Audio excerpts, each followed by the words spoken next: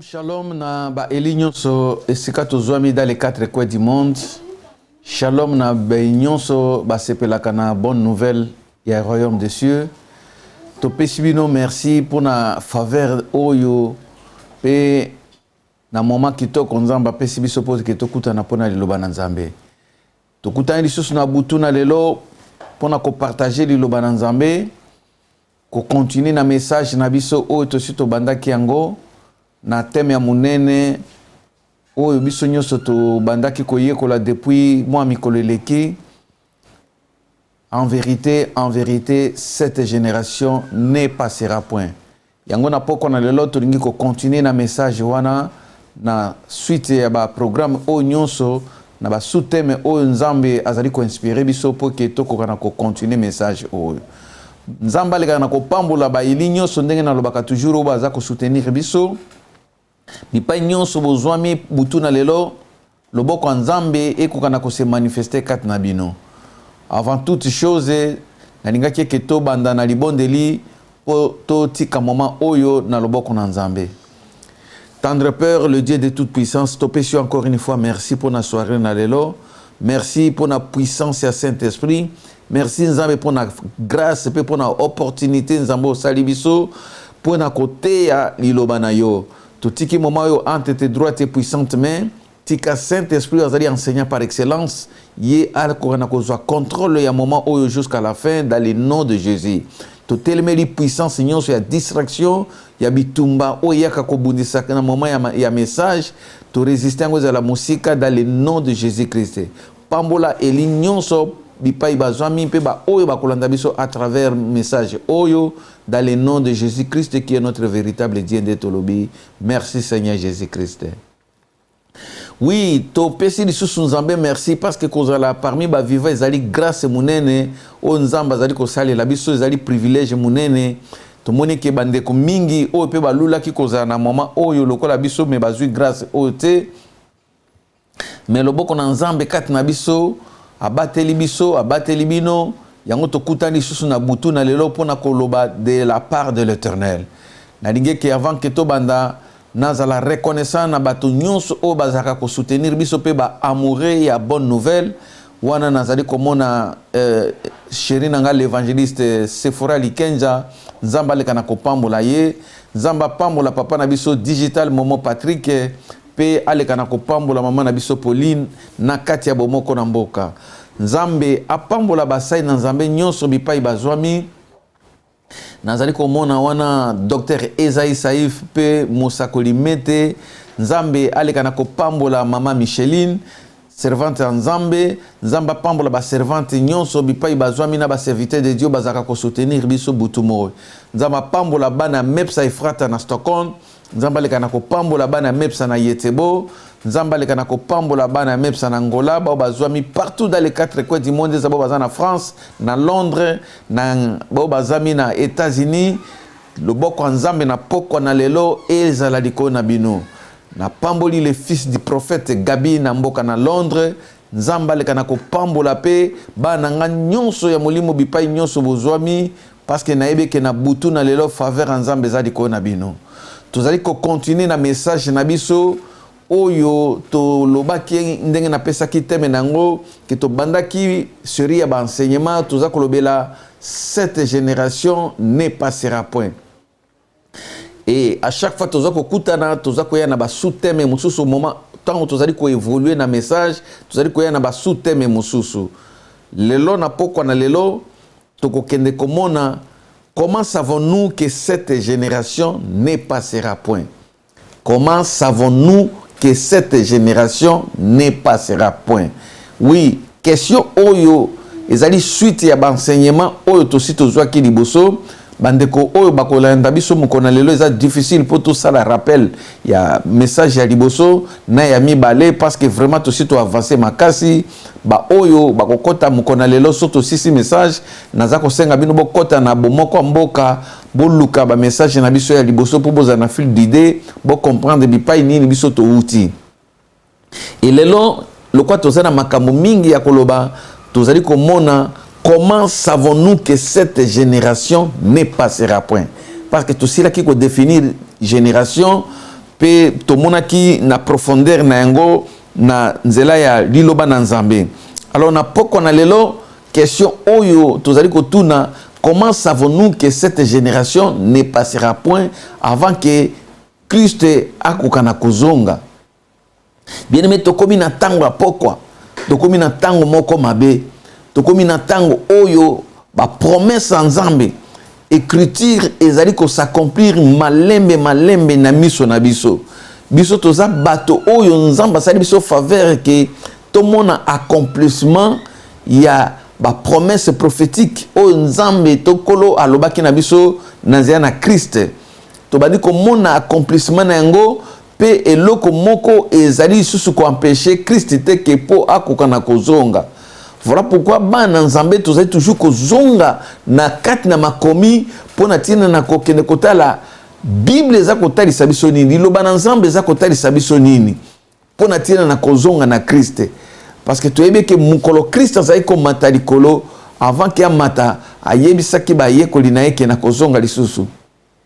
Etango ya zali ko mata Bible lobi ke mwanja Nzambe aye ko fanda akutani na ba yekoli batelemi baza kotala ndenge Christ aza ko mata ayebisi bango ke de la même manière ndenge bomoni aza ko mata ndenge bomoni wana akoya kozonga. Il est vrai que Christ a kozonga, bien-aimé. Mais avant que aya ezana série ya ba événement, ezana makambo oyo esengeli ekokisama kolansama na babisakoli to na ba promesse to na ba prophétie oyo elobami na kati na liloba na Nzambe.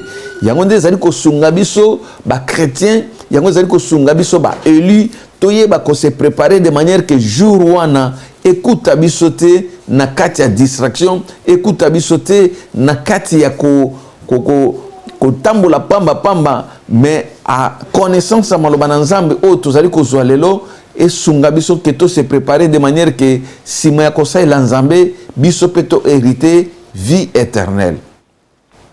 Bien aimé, Nzambe azana besoin que yo o hériter vie éternelle.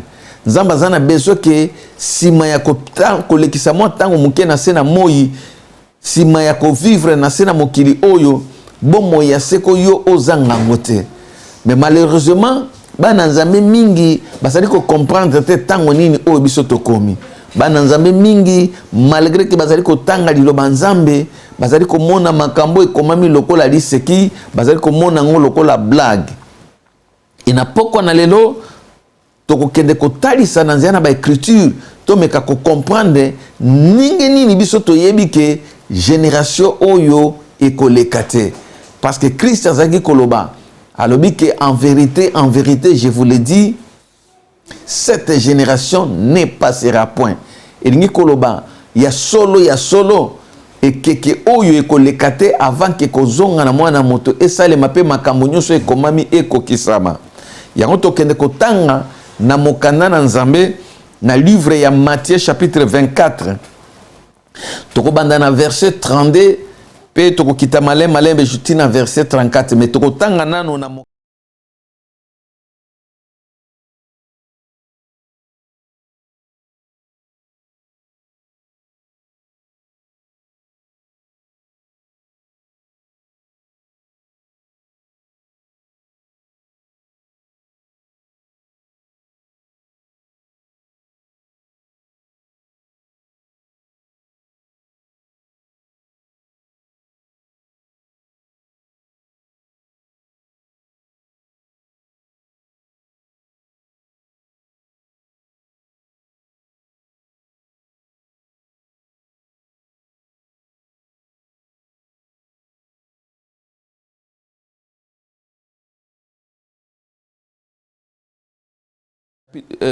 chapitre 24 verset 32 totangi yango na kombo na Yesu Christ. Bible Bible.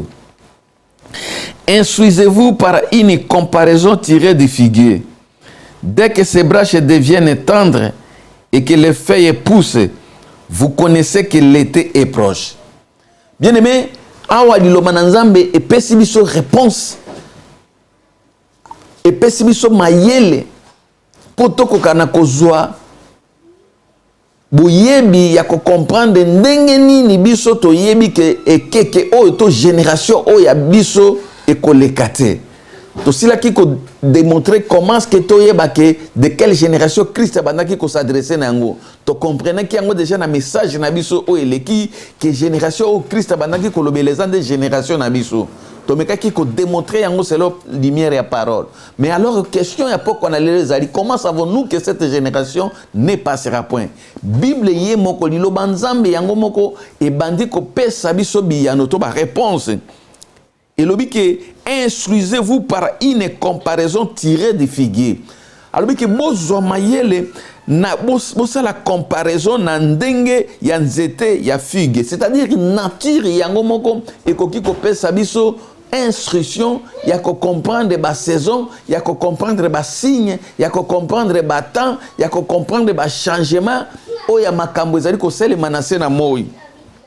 Bible dit que dès que des branches deviennent tendres et que les feuilles poussent, vous connaissez que l'été est proche.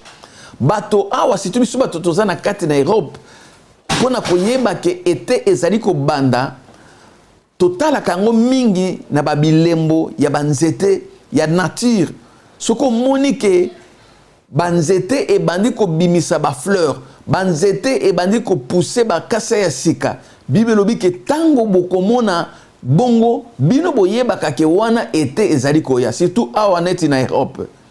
Okomona ke tozalaka na saison ya hiver, tozalaka na printemps, tozalaka na automne, mais tozalaka pe na été.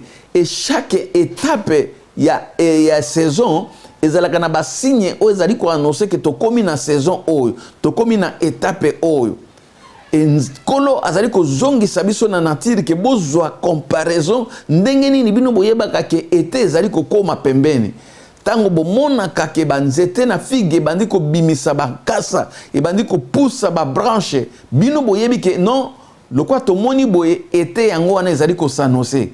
Ce sont des signes où ezalaka ko annoncer été na miso ya bato.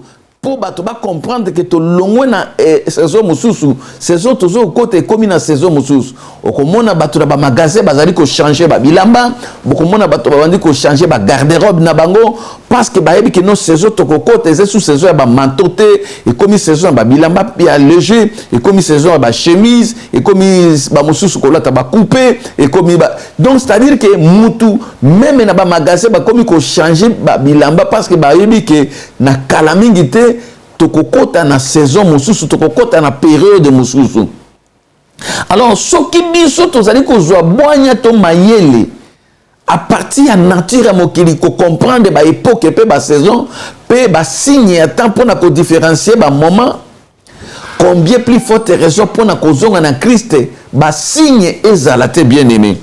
Bible lobi ke biso dès que tokomona ba branche ya banzete bandi ko poussa tomani ba kase sika tomani ba fleur et bandi ko bote ya sika tozali ko koyeba alors que vous connaissez que l'été est proche. C'est-à-dire bato bazwaka connaissance ya été à partir ya nature à partir ya comportement ya banzete ya ba fleur nde connaissance wana muta ko comprendre que non o ezali ko annoncer été kalamingi te été ezali ko ya bien aimé olinga te na moment wana été ekoya kaka.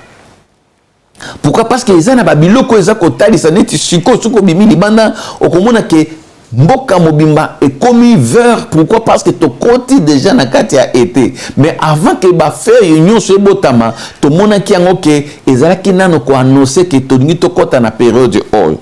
Mais yoka bien aimé ce qui to longwe na Matthieu wana chapitre 24 verset 32 yoka Christ alobi na verset 33 de même, quand vous verrez toutes ces choses, sachez que le Fils de l'homme est proche à la porte. De même, quand vous verrez toutes ces choses, sachez que le Fils de l'homme est proche à la porte. Ndenge to monaka, ndenge to zoka connaissance. Il y a arrivé, il y a été à partir ya banzete, à partir ya ba fleur, à partir ya ba comportement ya nature.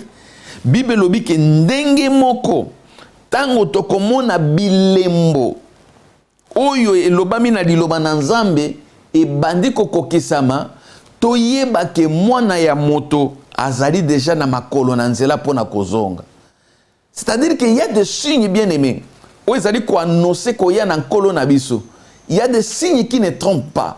Oyo ezali komarke époque mpona kotalisa ke en tout cas makolo ya Christ eza na nzela. Akohumela lisusu te. Akoki koya à n'importe quel moment. Biso toyebi ke génération ekolekate à partir ya ba signe oyo liloba nzambe ebandi kotalisa biso ya 2000 banda kala. Ba signe wana moko na moko ezali kolakisa biso. Ezo kopesa biso connaissance to comprendre que moment oyo biso tozali ezali moment oyo ezali ko annoncer koya na crise. Oui bien aimé, tant vous allez komona, nous savons que cette génération ne passera point par des signes. Oyo nkolo ayebaki ko prédire yango banda tango azalaki na nase na moi. Ya kokaki ko kendete sans que atike la biso basi. Soki mutatuni oke, comment savez-vous que cette génération ne passera point? Bien aimé, réponse est beaucoup plus simple. Il y a des signes où ils allaient annoncer. Il y a des signes où Christ a lobaki. Il y a des signes où l'Ilobanzambe commis.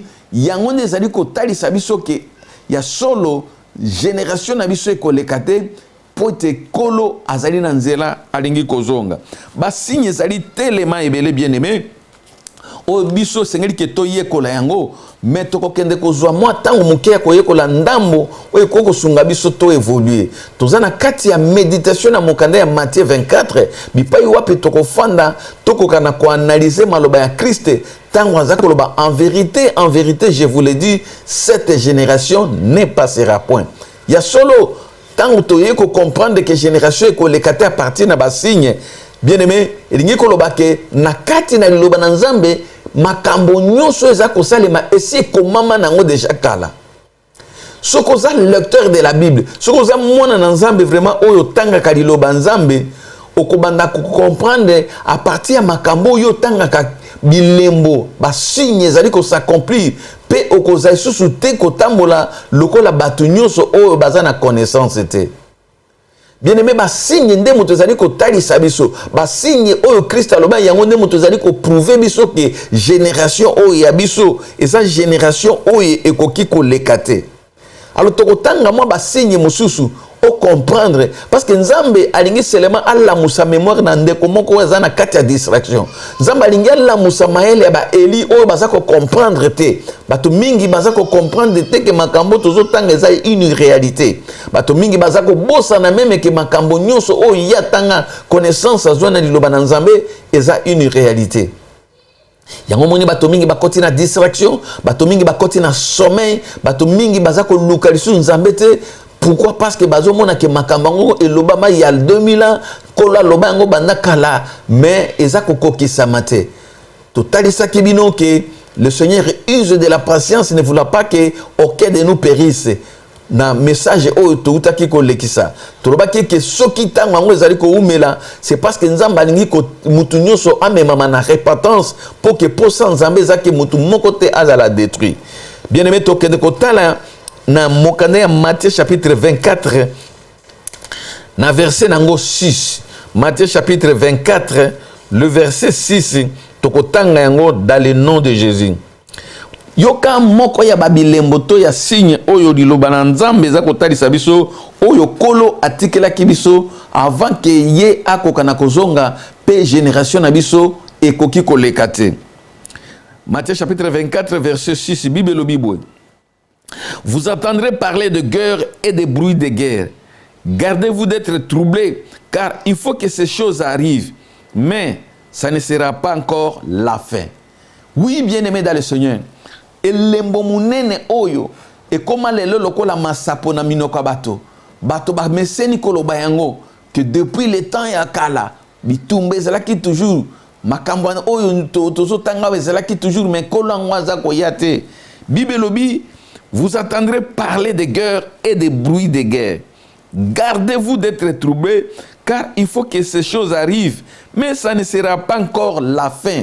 Bibelobi ezana no sukate. Mais tango makambo ezali koya, alobi ke boza la troublé te. Soki toza komona lelo na sena mokili, makambo nyonso eza kosalema.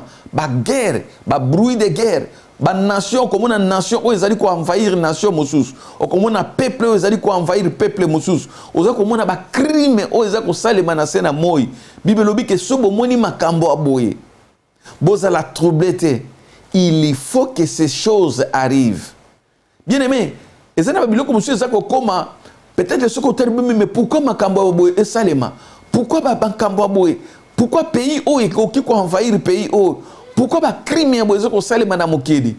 Kolo asi aloba ki yango déjà que il faut que ces choses arrivent. Eza moko ya bebilembo tango yango eza kokoma et servir biso nde na signe poto mi bongisa.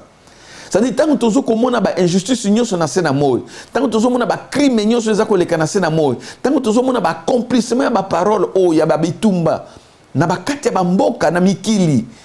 Eza nde po biso tokoka ko préparer kokutana na mobile na libara. Eza po ke biso toyeba ke makambo nkolo alobaki yango ebandi ko salema alors to longwa na kati ya distraction. Bien aimé to suka kaka te na ko lieba ko se plaindre na ba crime oza ko leka na ba guerre oza ko salema partout dans le monde. To moni tellement ba guerre ebele, to moni tellement ba crime ebele, to moni makambo ndenge na ndenge ko salema. Mais est-ce que biloko nzamba za ko permettre yango pamba parce qu'alobi que il faut que ces choses arrivent. Pourquoi makambo il fait comment? Pour que biso bana na nzambe to comprendre que kolo na biso alingazonga. Attitude na biso est changé. Le lenge na biso ko zuela makambo est changé. Le lenge na biso ko tambola est changé. Poser ko servir nzambe e ya lisusu makasi. Crainte na nzambe e ya lisusu makasi. Parce que la Bible dit qu'il faut que ces choses arrivent. C'est-à-dire que Nzambe motazali ko permettre yango pour marquer signe accomplissement maloba oya lobaki de manière que l'église nae et se préparer. Loba Nzambe za kotali sabiso qui dira qu'une chose arrive ça que le Seigneur en soit l'auteur. N'est-ce pas c'est de la volonté de Dieu qui nous arrive le bien et le mal. C'est-à-dire si Dieu ne permet pas et l'autre côté koki ko salema et makambo izo ko salema il faut que ces choses arrivent. Makambo toujours mona na sena mokili. Ba makambo izo leka na quatre coins du monde. Ba injustice nyonso toza komona. Il faut interpeller biso to comprendre que kolo azali ko permettre yango poto comprendre que toza la ka citoyen assez à moité. Makambo il faut comme ekokisama. Mais pour na bitinin pour servir biso na signe to comprendre que génération na biso lingeleka. Tu comprendre que mon culé kotika la liberté. Tu comprendre que tous aba paya na sena moi bien aimé. Tu comprendre que mutute akofanda na sena moi oyo ba siècle na ba siècle. Yango na miso neza komona ba guerre partout. Ba nation zali ko bunda, ba peuple zali ko bunda, ba communauté zali ko bunda, ba crime ndenge na ndenge za ko salema. Il faut que ces choses arrivent. Mais c'est pour nous servir de témoignages, de signes plutôt. C'est parce que yo comprendre que o ezata mabe o tokomi. Bien aimé, to kene kotala na verset 7. Wana to tanga ki na verset 6. Bible lobi une nation s'élèvera contre une nation. Un royaume contre un royaume et il y aura en divers lieux des famines et des tremblements de terre. Oh bien aimé. Dilo manzambe za kotali sabisoke. Une nation s'élèvera contre une nation et un royaume contre un royaume. Yoka bien aimé paragraphe O. Il y aura en divers lieux des famines et des tremblements de terre. Et ça n'a pas signe mingi ko salema na bisika ebele. Bible lobi en divers lieux. Ba tremblement de terre ko salema na ba divers lieux, c'est-à-dire que na ba place ebele. Ba crime makambo ko salema na ba bisika ebele. Mais ndenge nini na ninga ki place oyo ko beta sete parce que makambo eza ko leka biso to za ba privilégié na tango ya suka. Komona ke toza na monde oyo technologie ezali tellement avancé lelo toza a mesure ya komona en divers lieux ba crime ozali ko salema na pokwa moko. Ozali na télévision okoki komona makambo za ko salema na Amérique, okoki komona makambo zo leka na Chine, okoki ko leka makambo zo leka na Afrique. Na mukolo moko ba crime ba makambo ba catastrophe naturelle ezali ko salema na journée moko koki komona yango.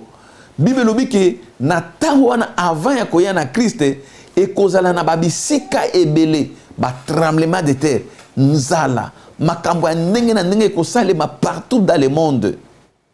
Siko bien aimé eza na bandeko mingi place oyo na ndenge na betela yango sete ndenge na lobaki ba prédicateur mosusu bango ba prêcha batoke kota la télévision eza mabe ba prêcha batoke kokota na internet eza mabe kolanda ba prédicateur internet eza mabe kolanda ba réseaux sociaux eza lisumu na yokaki ser moko azoloba na tuni me maser biso to lekaka na bomoko mboka neni no kokoko kota te fungola na nini na Facebook na yopo obanda kolanda biso te wana makambo masumu ngana kota kana ba Facebook te makambo mokili mais Bible lobike ekosale na ba divers lieux siko makambo eza koleka soki otala ka télévision te soki oza na ba réseaux sociaux te soki oza connecté te na monde ya lelo ndenge nini koyeba ba crime eza koleka na mokili ndenge nini koki ko comprendre ba signe ebele biso toza kotala télévision pona tia na kosumu kate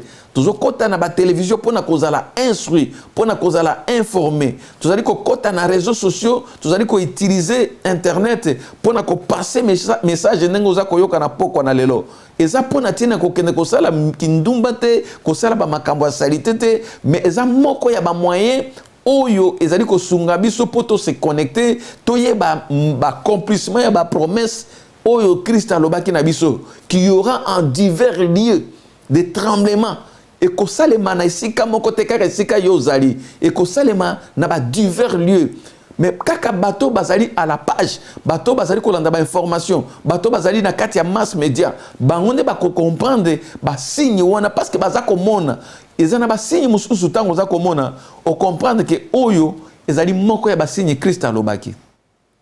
Méchanceté ya bato makambo eza kosalema na mokili toujours yebango ndenge nini toujours yebango na canal ya média toujours yebango na canal ya ba outil oyo mokili epesi biso pour que tout se connecter mais déjà avant que technologie et comme ndenge comme lelo Christ alobaki yango que il y aura en divers lieux des troubles des tremblements de terre mais biso to se rendre compte nango comment ceux qui toza connecté toutefois on a dit na pèse éclaircissement et dingi koloba te que le quoi tolobi que to kota na ba réseaux sociaux et comme la biso te moyen moko kaka na nzela na réseaux sociaux nde to koki ko sala évangélisation koki ko sala na réseaux sociaux et koki ko sala mapé na maloba au bimili banda na église na modèle nyonso oyo Christ koki ko tia na disposition na yo pona ko évangéliser donc et dingi koloba ke na bisika ebele makambo ko salema na kat na mokili ba signe wana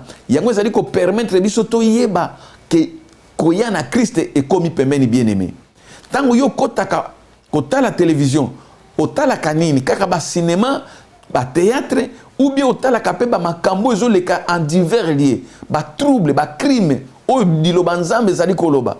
Est-ce que missionnaire ezali komona te accomplissement ya ba promesse prophétique?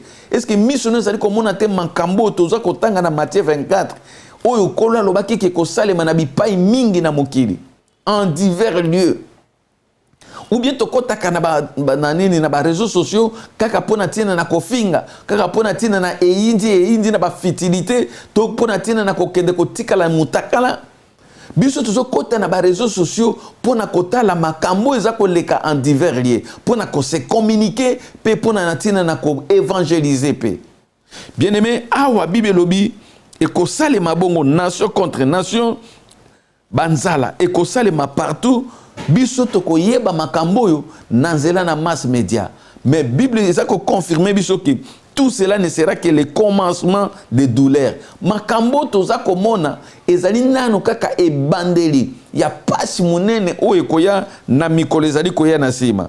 Ba signe oyo yango nde ezali ko conforme ezali ko confirmer biso que Christ alingi koya kala mingi te. Bible lobi que vous entendrez parler. Bokoyoka makambo ngo ndenge nini. Tango ndenge nini tokoyoka na verset 6 Bible lobi vous entendrez parler de guerre. Bien aimé pour oyoka il faut olanda soit radio soit télévision soit aux na moyen moko ya communication pour attendre vous entendrez parler. makambo tokoyoka ngo na nzela na ba journaliste, tokoyoka ngo na nzela na ba médias, nde ba ko informer biso de ce qui se passe dans le monde. Et par là nous allons comprendre que makambo baza ko annoncer na télévision, eza moko ya ba signe d'état. Vous entendrez parler. C'est-à-dire ngata ngana la na télévision, tango na fanda ka liboso na télé nanga na kotala kaka ba information te ke pona natala, mais nazali ko zala pe e kenge koyeba makambo baza koloba. Est-ce que zali moko ya ba signe te ko lobaki? Yangwana na lingaka mingi ko s'informer, na lekisaka tango nanga mingi na ko s'informer pona kotala makambo kola lobi ndenge nini ezali ko kende malembe. Bien aimé, mukona mona kike Tel Aviv et longoli capitale nango Israël et longoli capitale nango na Tel Aviv po ezonga na Jérusalem na miso na biso na kumisa kinzambe komona accomplissement ya liloba nzambe na miso na biso na génération na biso. Mais bato mususu batala ki télévision okotuna bango, est-ce que oyebi ke Jérusalem ezonga capitale ya Israël muta koyeba te? Otuni moto, est-ce que oyebi ke avant ke ezonga capitale ya Jérusalem ezala ki Tel Aviv akoyeba te? Mais tout n'est makambo ya fitilité, tout n'est makambo ya bilamba, tout n'est makambo ya makango wana komona mutazoko betelo histoire ya fitilité pa mapamba. Mais makambo eza prophétique ou ezali ye mutu ya sali bato bayebi yango te. Et pourquoi il faut que Jérusalem ezonga capitale moto ayebi yango te? Voilà pourquoi, bien aimé, Bible vous entendrez parler. Makambo toujours yoka na télévision, makambo toujours yoka na radio, ils allaient informer biso sur ba signe ya temps pour na kozonga ya Christ o azali nkolo na biso. Donc information ils allaient kitoko makasi, bien aimé, ko landa yango pour que on s'informer. Ce qui mutazali ko pekisa yo que on s'informer te, le diable azali ko utiliser bato mususu na ba faux ba enseignement ya lokuta pour na ko longola peuple na nzambe bazala à la page te ozala distraire na makambo ya mokili oyeba te que Christ alingi ko zonga kala mingi te. Alors bien aimé, yangwana biso to ko kende ko continuer ko tala na liloba nzambe ba signe nini oyo ezali kotalisa biso oyo ezali kopesa biso makoki poto yeba que génération oyo ekoleka te. Matthieu chapitre 24 tokotanga na verset 33. Matthieu chapitre 24 verset 33. Bible no Bible. De même, quand vous verrez toutes ces choses, sachez que le Fils de l'homme est proche à la porte. Bible no Bible. Moko. Parce que nous avons posé la question, comment savons-nous que cette génération ne passera point? Mais Bible zolo banabiso, soki to moni ba signe oyo nyonso oyo toza ko mona na sena moi lelo ezali ko s'accomplir. Oyo touti ko tanga awa, une nation ezali ko s'élever contre une nation, royaume moko contre royaume. Ba bruit de guerre, ba makambo nyonso, Bible dit que soki bomoni yango nyonso, sachez que le Fils de l'homme est proche. Sachez lingi koloba yeba que Jésus Christ azana nzela. Comment savons-nous que cette génération ne passera point? Parce qu'il y a des signes oyo kola loba ki ezali ko s'accomplir. Tomoni ba guerre ba nation entre ba nation, ba royaume entre ba royaume. Tomoni ba famine, tomoni ba tremblement de terre, tomoni ba catastrophe naturelle. Na génération na biso, tomoni mabele ko mela bato, tomoni mai ko tomboka, tsunami na kati na Thaïlande, bato ba vandi ndenge nini mai ye ko mela bato. Tomoni na Japon ba catastrophe salemaki. Tout ça komona yango partout dans le monde. Bible dit que tango tozo mona yango, na uti komona kala mingi te na Afrique, mabele zako ningana yango moko ebandi ko longwa. Makambo ndenge na ndenge na Italie na ba pays nyonso ya monde ba tremblement de terre ya ndenge ya kosakana te ya koboma bato e banda pe na ba makambo ngo na ba génération mosusu mais ali ko continuer mais kola solo ba tango bokomona yango sachez que le Fils de l'homme, parce que problème na biso zali wana, comment savons-nous? Parce qu'il y a des signes où ezali ko talisa biso pour que nous puissions savoir que Jésus-Christ est réellement prêt. Christ a commis penda pembeni pona kozonga. Il y a des signes au miso na biso eza komona. Il y a des choses au miso na biso ezali komona. Yangonde ezali ko pesa biso boyebi ya ko comprendre que génération na biso ekolekate. Sachez que le Fils de l'homme est proche. Bon tango lilo manzambe za koloba ke soko moni makambo yeba Bien aimé, lokola oza déjà na connaissance que Christ kalate azali kozonga. Misono eza komona ba tremblement, misono eza komona ba catastrophe. Oza na ba signe ebele o ekomami na Biblia, omoni yango ko s'accomplir na misono yo. O totangi yango te na poko na lelo, mais misono yo eza komona yango. Yeba que génération ekoleka te. Parce que ba signe oyo eza ba signe nkolo ye moko alobaki avant que akoka na kozonga. Donc esengeli na biso to banda kokala na kat na boyebi na bokebi nyonso ndenge nini ba signe nkolo alobaki ezali ko s'accomplir na vie na biso na miso na biso bien aimé toza komona makambo ya ndenge na ndenge za kosalema. Et pendant ce temps attitude nini biso toza kozwa liboso na Nzambe. Pendant ce temps comportement na biso za ndenge nini liboso na Nzambe. Ba mususu baza kokoma ba incrédule de plus en plus, mais ba mususu pe bazali ko se sanctifier de plus en plus. Yo ozali ko se sanctifier, bien aimé tango ba signe ozali ko s'accomplir, yeba na ko se sanctifier toujours parce que loko moko ya munene elingi ko salema oyo bato mokili bakoza ko comprendre te. Donc, tu allez comprendre que cette génération ne passera point à partir de signe oyo totangi yango awaboy. Dans Matthieu chapitre 24 verset 6 pe na verset 7. Mais yoka signe mususu ya munene oyo ezali kotalisa biso ndenge nini biso toyebi que cette génération ne passera point. Signe oyo bien aimé ezali komona na lelo na ba église, ezali komona na lelo na mutu nyonso. Tokotala na Matthieu chapitre 24 na verset 11. Matthieu chapitre 24 na verset 11. Yoka signe mususu oyo ezali kotalisa biso ke génération oyo ekoleka te. Bible Bible. Plusieurs faux prophètes s'élèveront et ils séduiront beaucoup de gens. Parole du Seigneur. Plusieurs faux prophètes s'élèveront et ils séduiront beaucoup de gens. Bible t'a dit sibiso awa dans Matthieu chapitre 24 verset 11 que plusieurs faux prophètes s'élèveront. Plusieurs, combien de prophètes? Plusieurs faux prophètes. Sakoli ya lokuta, bakozala ebele.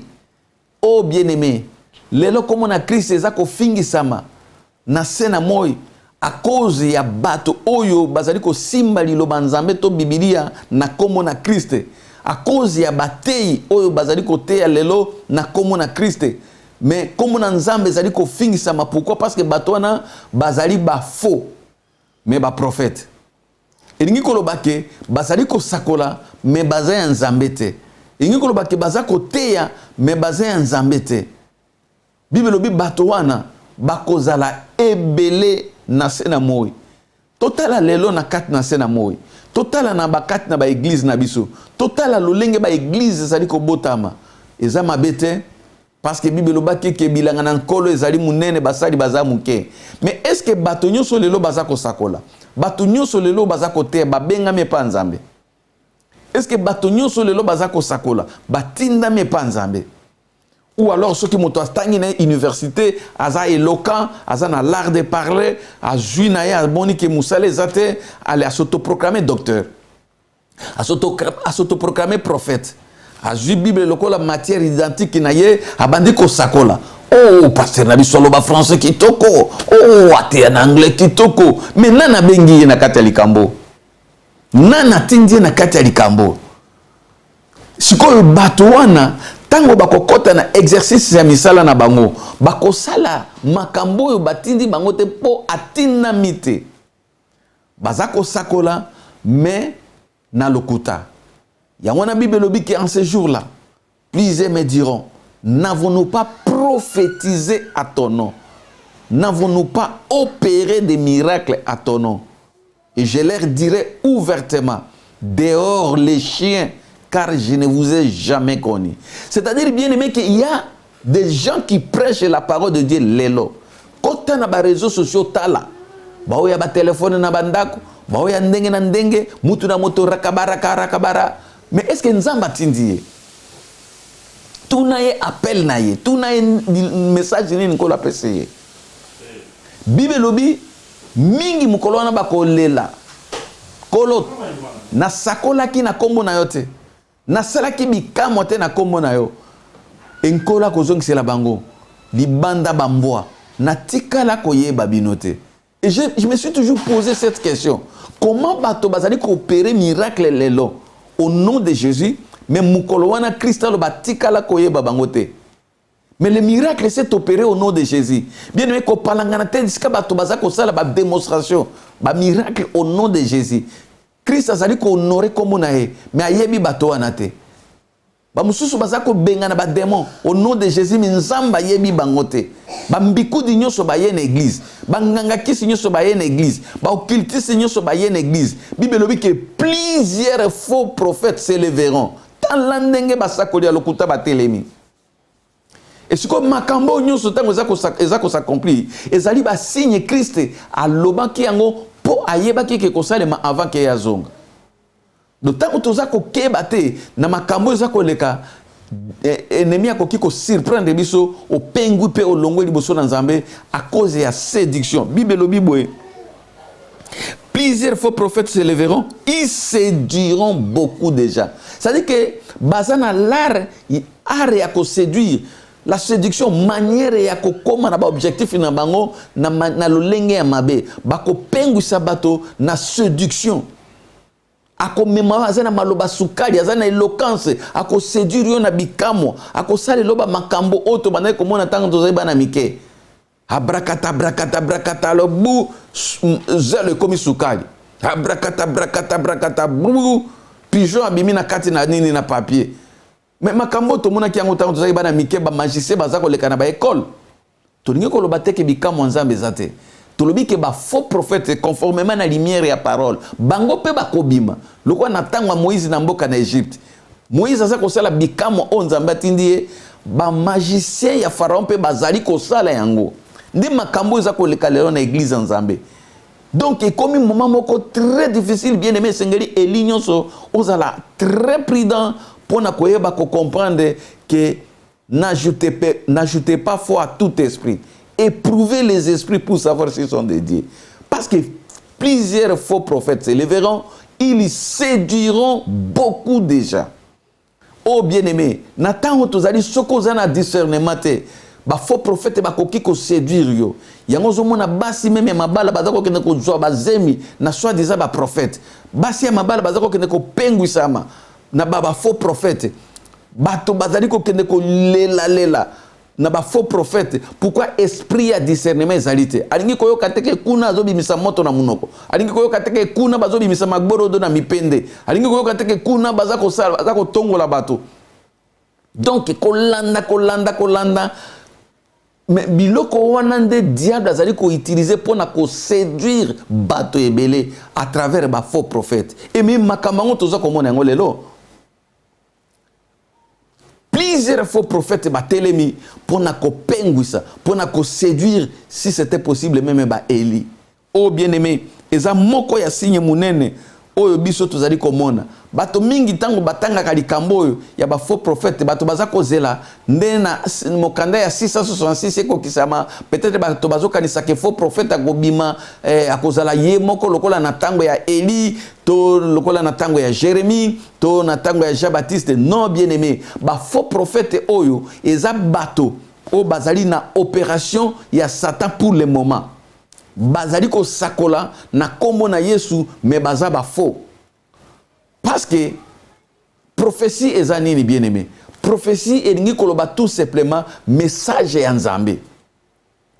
Ba prophète ezali ba messager ya Nzambe. Bato bazali Nzamba tindi bango ko sakola de sa part. Bongo mutu nyonso o azali ko sakola, c'est un prophète. Il est vrai que tozana ba prophète, il y a ministère. Pe tozali na ba prophète ba o mutu nyonso azali messager ya Christ oyo abengami pe azui molimo ya kosakola na kombo na Christ, c'est un prophète conformément na lumière à parole. Tokene kotanga ngo na mokanda ya Apocalypse. Bien-aimé tokotala na mokanda ya Apocalypse. Apocalypse chapitre 19, Nzamba pambola Eli moko na poko na lelo. Apocalypse chapitre 19 na verset 10. O comprendre likambo oyo il y a prophétie. Apocalypse chapitre 19, verset 10. J'ai lu au nom de Jésus. Et j'ai tombé à ses pieds pour l'adorer. Mais il me dit, garde-toi de le faire. Je suis ton compagnon de service et celui de tes frères qui ont les témoignages de Jésus. Adore Dieu, car le témoignage de Jésus-Christ est l'esprit de la prophétie. Bien-aimé, tala paragraphe Wanasuka. Car le témoignage de Jésus-Christ est l'esprit de la prophétie.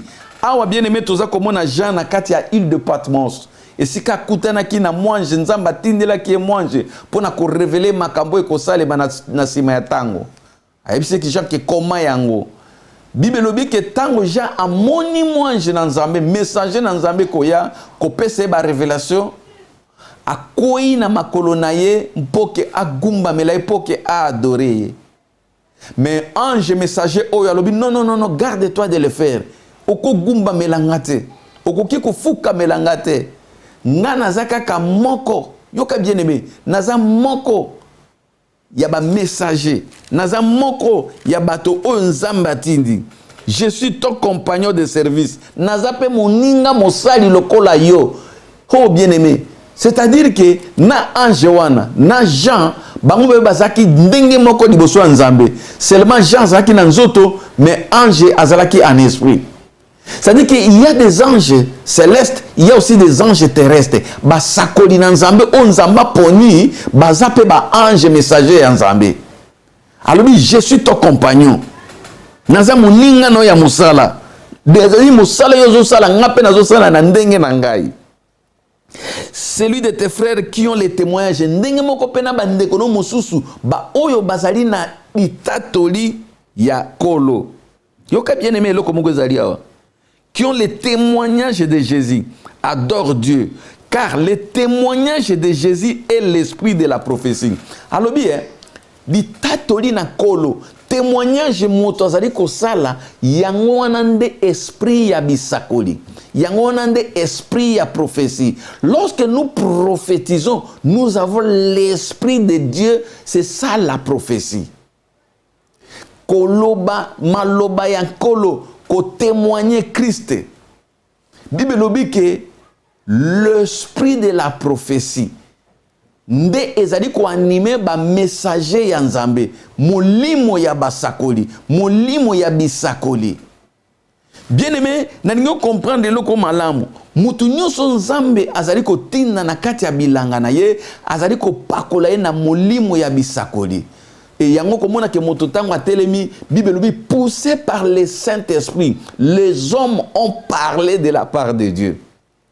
C'est-à-dire si vous avez l'esprit de la prophétie, vous prophétisez ou alors vous annoncez la parole, vous êtes aussi un prophète. Okoki ko la prophète et ministère était, mais un prophète est un messager de Dieu. Alors, si quelqu'un n'a pas cet esprit-là, ce qu'on a dit qu'on prophétiser, c'est tout simplement un faux prophète. Ce qu'on a dit qu'on parlait de la part de Christ, c'est un faux messager. Voilà la différence à niveau entre Batunyo Sobazali Sakola, il y a ceux qui ont l'esprit de la prophétie, l'esprit de Dieu, et ceux qui n'ont pas l'esprit de la prophétie, qui n'ont pas été mandatés par Dieu. Et toi qui prophétises, tu prophétises selon quel esprit? Mulimo nini yo lati, mulimo ya mbikudi, mulimo ya bakoko na yo, mulimo nini za kotinda yo osakola na kombo na Christ. Et bien aimé, yango wana komona ke ba faux prophète bazali bato oyo bazali ko sakola lelo na église mais balati mulimo mosusu, milimo na mbindo oyo bazali ko sala nango ba divination. Bazali ko bele la bakufi po ba yebisa ke o lati soutien couleur rouge po ba yebisa di kola sapato yo lati ezali numéro 43 po ba yebisa ba couleur ba makambo ebele bele mais bazali ko sala ngo divination bazali ko kota na kati ya occultisme. Et bien aimé, Bible lobi ba bengi bango ba faux prophète. Siko ba faux prophète wana ezako dépendre na ba dimension ya renommée ya moko na moko. Ba mususu baza ba faux prophète mais ba yebani mingi te baza ko kosa na niveau ya sepo ayebani te baza ko sala ravage en église nzambe bazali kokosa peuple nzambe ko sakanate babusu balekaka de maison à maison pour na kokosa basi o bazana esprit faible mais ezana ba mususu bazana renommé makasi bazana matériel bazana bozui bango pe ba yebani bango susu nde bazaka très dangereux parce que renommé na bango ezali ko sala ke ba séduire bato facilement azana télévision azana ba mituka azana ba immeuble et bato bazako landa yango. C'est ça Nathan Oto comme Bible lobi lorsque vous verrez ba faux prophète ko s'élever belé boyeba que Christ azana nzela sikoto zonga na kati ya vie normale est-ce que yoza komona ba faux prophète était yoza komona ba pratique était ya ba faux prophète était et siko lorsque nous voyons cela Bible za ko talisa biso pourquoi makambo ezo salema pour que tomi batela. Bien-aimé dans le Seigneur, un faux prophète yewana moto yo azana molimo na nzambe te mais azali ko sakola na komo na nzambe. Tokende ko tala signe mosusu weza ko sunga biso toyeba ndenge nini biso toyebi ke génération ekoleka te. Soki ba faux prophète ba kotelema mais ezana signe mosusu wezali beaucoup plus important. Oyo sengeli ke biso to comprendre que lokola signe wana esakol ekokisami Christ akoumela isusu te. Biso soki toyebi ki génération ekoleka te ezali aussi à cause ya signe oyo. Na Matthieu chapitre 24 le verset 14. Matthieu chapitre 24 verset 14. Je lis au nom de Jésus-Christ. Bible le Bible. Cette bonne nouvelle du royaume sera prêchée dans le monde entier pour servir de témoignage à toutes les nations. Alors viendra la fin. Oh bien-aimé, cette bonne nouvelle du royaume sera prêchée dans tout le monde entier pour servir de témoignage à toutes les nations. Alors viendra la fin. Oh ezali moko ya elembo munene bien-aimé. Je me souviens 50 ans avant, évangile yebana kite na Afrique. Évangile yebana kite na Asie. Mais lelo, bien aimé, ok na Chine, okokuta ba chinois ba pasteur bazali. Ok na Mongolie, okokuta ba pasteur mongol bazali. Ok ezala même na Thaïlande, okokuta bango. Ok na ba pays nyonso ya Asie ya monde arabe, okokuta ba pasteur bazali. Na parlo pas siko en Afrique. Okende même na zamba ya Amazonie, okokuta ba indien o bazali converti. Soko yebaka te tikanga na yebisa yo ki kende na Brésil, na zamba ya Amazonie, okokuta ba indien o ba yebaki évangile te, ba passer bazali kuna. C'est-à-dire que évangile les a déjà prêché le lot na niveau yokoki ko imaginer te. Problème est que batonyo so ba bongo la motema. Problème est que évangile est à la prêcher. Là n'a bien. Bible lobi que cette bonne nouvelle du royaume sera prêchée dans tout le monde entier pour servir de témoignage à toutes les nations. Est-ce que l'évangile est allé prêcher à toutes les nations? Oui. Et ça, la nation, mon côté bien-aimé, na sena moi lelo. O koko yebisanga ke kuna évangile na ne kotite. Ata kutu na ba pays oyo balobi ke 100% bango bazali kaka na religion na bango, mais bien aimé okokuta ba chrétien bazali, okokuta ba pasteur bazali, même ya kobomba me bazali. Évangile ya Christ a prêché lelo à toutes les nations. Et ça na nation mo côté oyo tokoko loba ke kuna Bible na ne kotate, parole de Dieu na ne kotate. Mais Bible ko vous la prêcher pourquoi? Pour servir de témoignage. Batoban dimate, mais il faut que l'évangile soit prêché. Yango zomona ke lelo bato nyonso te baza obligé ko bongola motema. Biso toza ko prêcher te pour que mutu nyonso bongola motema. Muta ko bongola motema, soka za appelé, soka za élu de Dieu. Mais to ko te sango malam pour servir de témoignage parce que jour à jugement mutu te aloba biso to yoka évangile te. Évangile comme na nation na biso te. Évangile comme na mboka na biso te.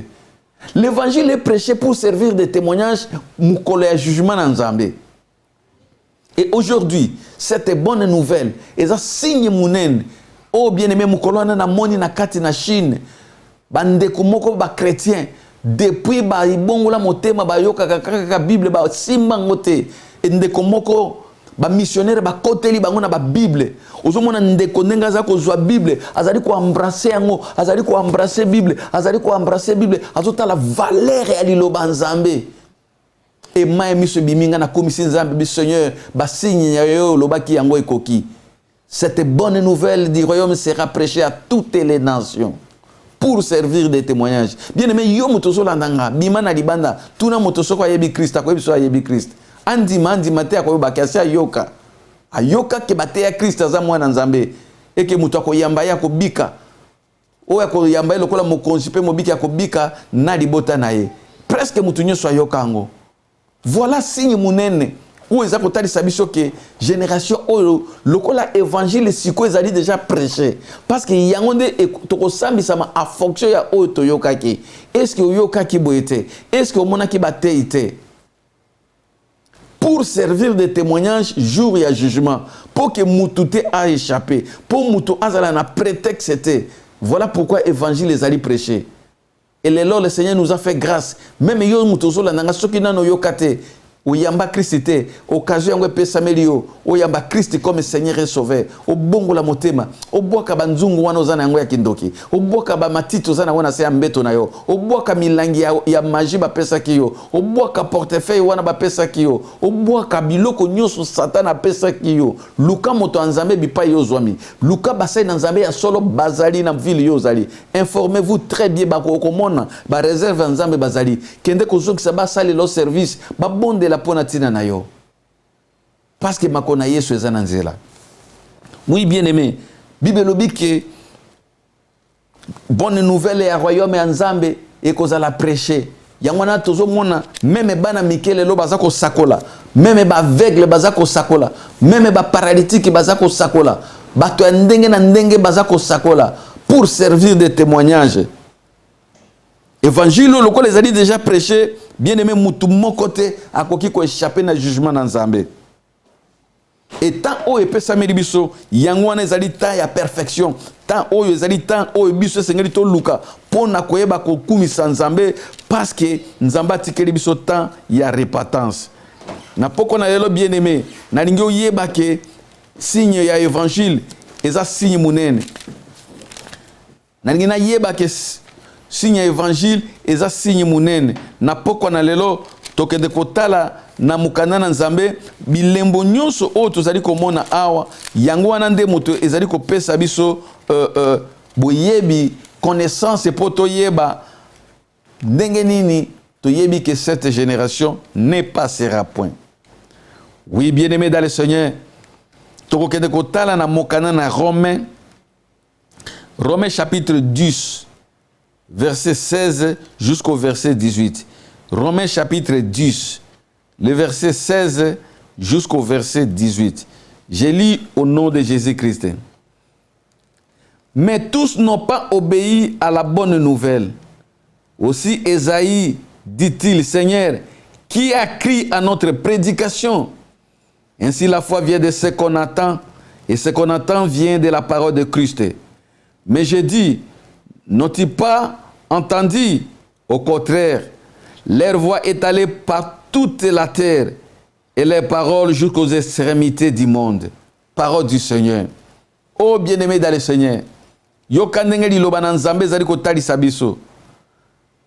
Bible lobi ke évangile yango oyo esakolami nyonso te batosaki yango. Nyonso te bandimaki yango ndenge mosakoli Esaïe azali koganga. Alobi ke qui a crié à notre prédication? Nani oyo andimi mateya na nzela na masakoli na biso? Nani oyo andimi prédication ya basali na nzambe bipai nyonso bazali kotambola? Nani oyo andimi prédication ya ba oyo bazali koganga butu na moi na ba réseaux sociaux? Nani oyo aza kobongola motema na message ya temps du salut tango nyonso tozali koteya? Nani oyo aza kobongola motema na message ya Jésus-Christ notre médecin? Nani oyo azali kobongola motema dimanche nyonso ozali kokende na église? Nani oyo aza kobongola motema na ba prédicateur nyonso o bazali koteya butu moi sans relâche? Bible ezali kotalisa biso. Est-ce que bayoka ki maloba na nzambe? Est-ce que bandima ki yango? Bible lobi au contraire, Leur voix est allée par toute la terre et les paroles jusqu'aux extrémités du monde. L'élo évangile les allait prêcher jusqu'aux extrémités du monde. Bien aimé, ce qui l'élo évangile les allait déjà prêcher jusqu'aux extrémités du monde, cela veut dire qu'il n'y a plus rien où il faut retenir Christ et Pokiazong. Donc nous sommes vraiment dans le moment où l'église en Zambie koki kozali sur na kati ya distraction te. Élu de Dieu okoki kozali sur na kati ya distraction te. Et comme un moment où le Seigneur dit amour na biso ezala beaucoup plus je pense Zambie que tant to yambaki liloba. Parce que ba promesse o nyonso tozotanga ba signe o nyonso tout monde yango ko s'accomplit. Ba prédicateurs bibliques qui sont allés jusqu'aux extrémités de la terre. Bazali ko prêcher qui a crié à notre prédication. Mais le contraire, bato bazako endurci mitema. Bato bazali ko kanga mitema, bato balingi ko bongola mitema te. Oh bien-aimé yoka loko, Mosai na Nzambe Jean azali ko loba na biso. Dernier signe ya munene lisusu oyo ezali ko marquer époque oyo avant que Christ aya. Tokende ko découvrir yango na évangile ya Jean. Bible lobi na biso na 1 Jean chapitre 2. Verset 18. 1 Jean chapitre 2, verset 18. Nous avons pas ba eli nyonso oyo bazali ko partager message pe o bazali ko koma ba référence o. 1 Jean chapitre 2, verset 18, je lis au nom de Jésus. Yoka nengeli loba nzambe zakoloba. Petit enfant, c'est la dernière heure. Et comme vous avez appris qu'un antéchrist vient, il y a maintenant plusieurs antéchrists. Yoka paragraphe Yasuka, par là, nous connaissons que c'est la dernière ère. Petit enfant, c'est la dernière ère. Jean a dit qu'on qualifiait tant haut comme la dernière ère. Jean a dit qu'on qualifiait tant haut Yasuka, tant haut comme la tant ya virage, tant Yasuka. Après yango ezesu na tant mosusute. La dernière ère. Comme vous avez appris qu'un antéchrist vient, mais il y a maintenant plusieurs antéchrists. Ndenge oyoka kike motele melina Christ azakoya, mais lelo batele melina Christ baza déjà ebelé na terrain. Les antéchrists bien aimés bazali ko se multiplier, lelo ezesu ya ko bomba maté. Bazali ko se multiplier de jour au jour. Bakit na bango bazali ko se manifester de jour au jour. Antéchrist a kotiti na kati église en Zambé. Antéchrist a lati ba pasteur. Antéchrist a lati ba o soit disant ba messager évangile. Pour na ko salir trône en Zambé, pour na ko salir église en Zambé et puis pour na ko séduire ba faible. Oh bien-aimé, Jean Lobi, c'est par là que nous connaissons que c'est la dernière ère. Tant que nous avons que bastel melina Christ ba combien belé, bante Christ ba combien belé, bato bazako teleme la évangile, bato bazali ko teleme la Christ na nzela na misala na bango. Bien aimé mo teleme na Christ zali moto azali ko ndima makambo nzambe te, po azali ko teleme la Christ da misala o na comportement na ye. Alors Jean est en train d'identifier dernière ère na apparition ya antéchrist. Azali ko mona ke antéchrist lokola azali ko ya yewanande azali ko pesa biso dernière ère.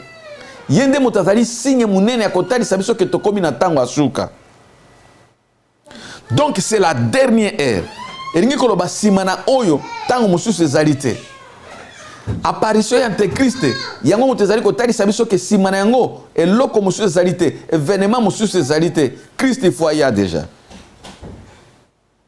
Alléluia. Yango na bien-aimé, ceux qui te comprennent que tu comme na dernière ère. Bible dit par là nous connaissons que Christ a kozonga. Comment savons-nous que cette génération ne passera à point? Par l'apparition de plusieurs antéchrists, par l'apparition de faux prophètes. Na misala nyonso to moni na kat na liloba nzambe ba tremblement de terre ba injustice makambo nyonso mambe to bandi ko mona yango déjà ezako s'accomplir na miso na biso. C'est par là nous connaissons que c'est la dernière ère. Mais si ko tango to su connaissance que to komi na tango asuka. Oh bien-aimé, et loko nini sengeli biso to sala parce que nous avons déjà des signes. O ezali ko talisa biso que to komi na tango asuka.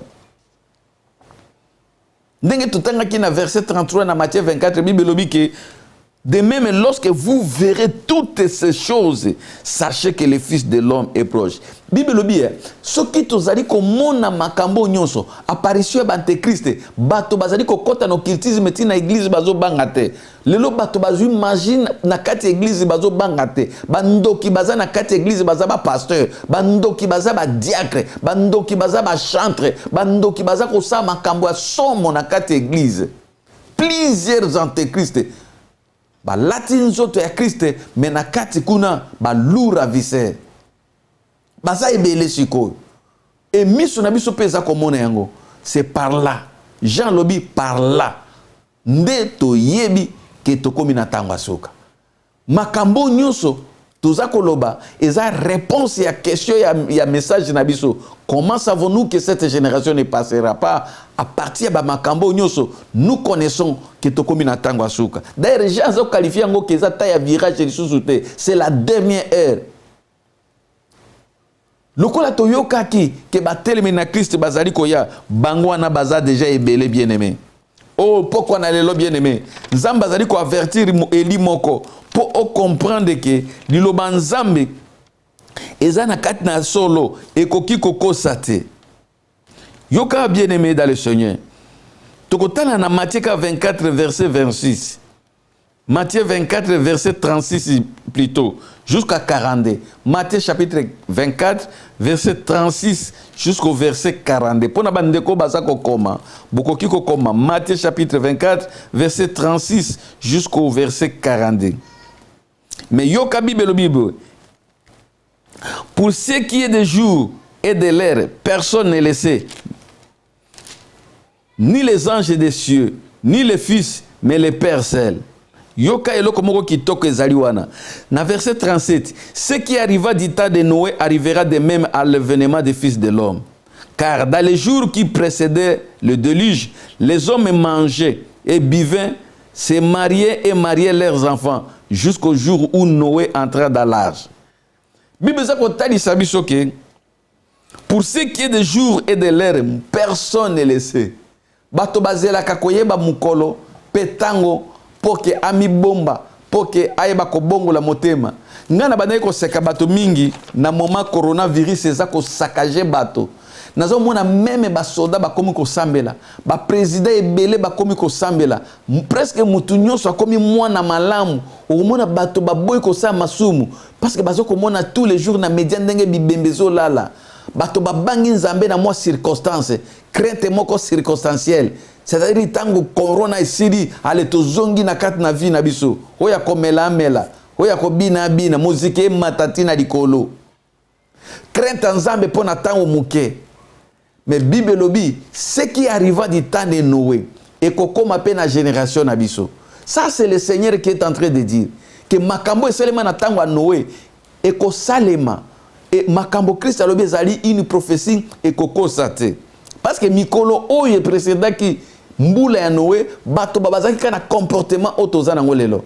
Kolia komela feti muziki, bato babosani Nzambe. Yota la presse mu pepe corona ndenge siri okomona ba église vide mais ba fête kende na ba fête okomona bato ata ba invité ete azako kota na fête na makasi po abike komela ko bine ko zala kuna mais na église lokola komela zate akoya ko luka nini kuna.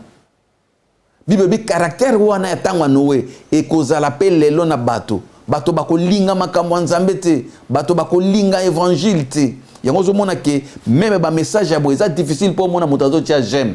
Eza difficile pour mona moto azako partager parce que zo pese kanda. Biso ana Suède je me souviens tant to komaki na kena église moko boye babi ki koma pasteur na biso ya ba Suédois. Mais awa kote ya bato masumu te ko bangisa bato te fote ya bato kaka ke Nzamba amala munga bibotikala na bambongo na bino.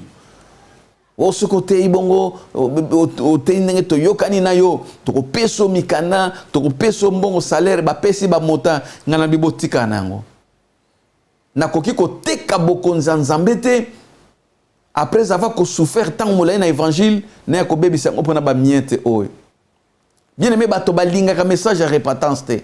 Pourquoi? Parce que Satan endurcit déjà mitema bato. Bible dit ce qui arriva du temps de Noé arrivera pareillement avant qu'il y ait un mois na moto. Yango na bien aimé tant tozo lia komela tokeba. Fête za mabete, mais tozo ko fête ndenge nini. Ko bine za mabete, mais tozo ko bina ndenge nini. Musika na nzambe bien pembe na nzambe. Na motema na yo eske nzamba zali tote, liloba nzambe za tote, ou bien so bwa kan nzambe kala. Bien aimé soki bwa kan nzambe kala zonga. Oh bien aimé, nzamba za na besoin ya mutu moko. Na verset 38 Bible lobi, car dans les jours qui précédaient la déluge, les hommes mangeaient et buvaient. Mikolo avant que mbula ebeta, bato banepe kolia komela lokola lelo. Pe natali même temps corona o eza koya, avant que corona ya bato bazaki pe kolia komela. Mais tant corona ye na libanda to moni su mutute. Na ba disco to moni su batote. Na ba bar to moni su bato ko binate. Exactement, eza image ya makambo eza koya. Bako luka bato na ba bar na banganda, ko luka ba client na yo na balabala, okomona bango sute. Parce que c'est Christ qui a prophétisé. Abi makambo esalema na tango Noé et ko salema lelo.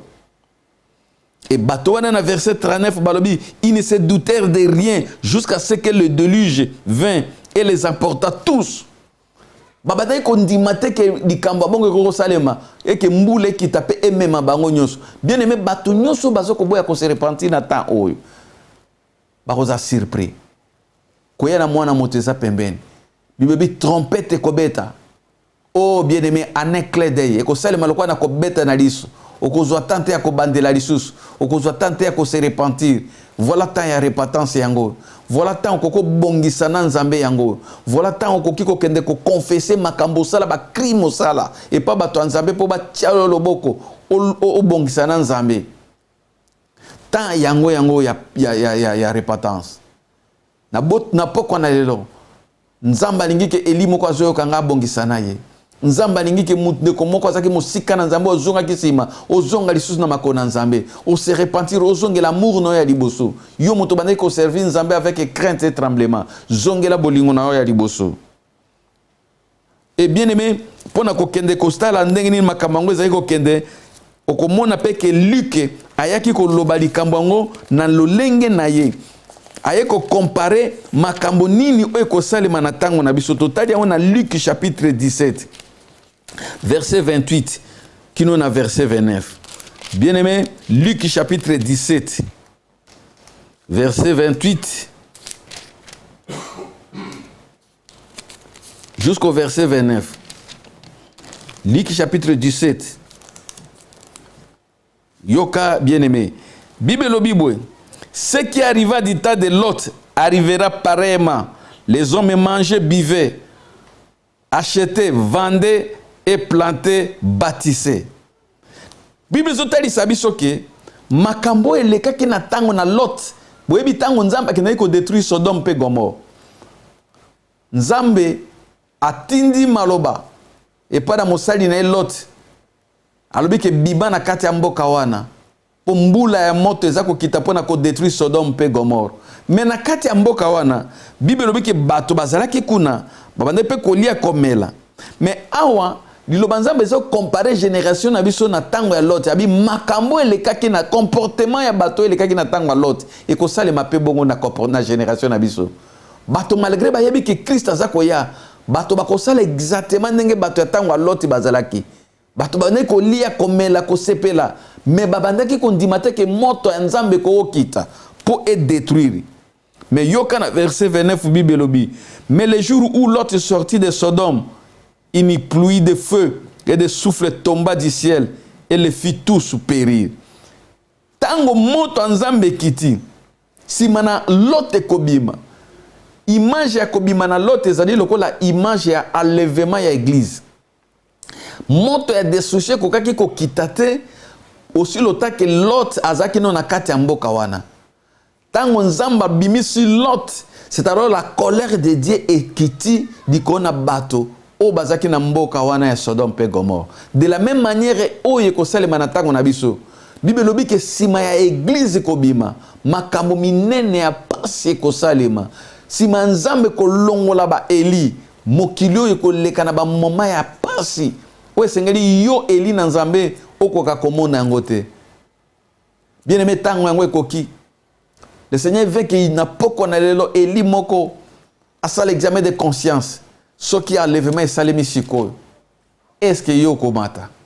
Ce qui kolo azongi na poko na lelo nungu tozoka message boy. Na makambo eza na chambre na yo. Na makambo eza na motema na yo. Na banzungu eza na sera mbeto na yo. Na basinga loketo yo za nango. Est-ce que komata? Na banyongwa bato za nango linga kofuta te. O escroka bato. Na basi ya bato yo sala obima na bango. Na mibali ya bato yo botola. Makambo ndenge na ndenge oza nango na ndako na yo. Ba crime ya ndenge na ndenge yo zali ko sala. Est-ce que ceux qui trompette à lèvement ebetami na pokwa oyo? Oza sûr que komata. Mutu moko na moko akoka kosala examen de conscience pour que nzambe aza komona mitema na biso. Mutu moko na moko na butu na lelo amitala ceux qui trompette ebeti parce que toyebi que si génération oyo ekolekate eza génération na biso. Est-ce que ceux qui makambo esalemi lelo ngai na komata? Yango na bien-aimé, tokende kosukisa na mokanda na Matthieu chapitre 24 verset 44. Matthieu chapitre 24 verset 44. Bible lobi na biso boy. C'est pourquoi vous aussi tenez-vous prêts, car le Fils de l'homme viendra à l'heure où vous n'y penserez point. Parole du Seigneur. Bible lobi, c'est pourquoi vous aussi tenez-vous prêts, car le Fils de l'homme viendra à l'heure où vous n'y penserez point. Bien-aimé, Christ a koko ya yoza na sena pongi. Christ a kokiko ya yoza na kati ya voyage. Christ a kokiko ya oza na kati ya mosala. Christ a kokiko zonga oza na kati ya wenze. Bible lobi toza la prêt. Est-ce que toza prêt na butu na lelo? Nani a kokiko lobake Seigneur revient. Maranatha, Christ revient parce que naza prêt. Nani a kokiko loba kolo yaka naza kozela yo kolo zonga.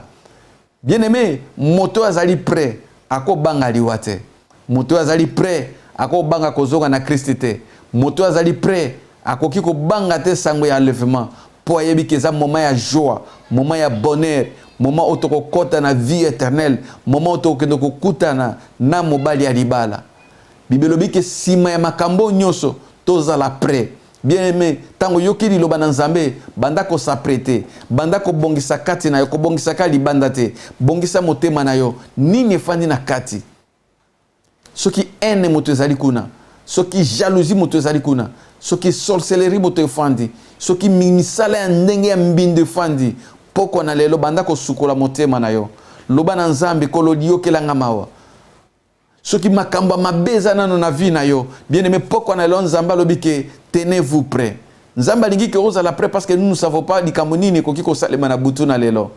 Bandeko ebele batiki biso, bandeko ebele bazali ko continuer ko tika biso na moment ya pandémie oyo. Bango nyoso te bazaki bato ya mabe. Bango nyoso te bazaki bato ya masumu. Basai na Nzambe solo bakei.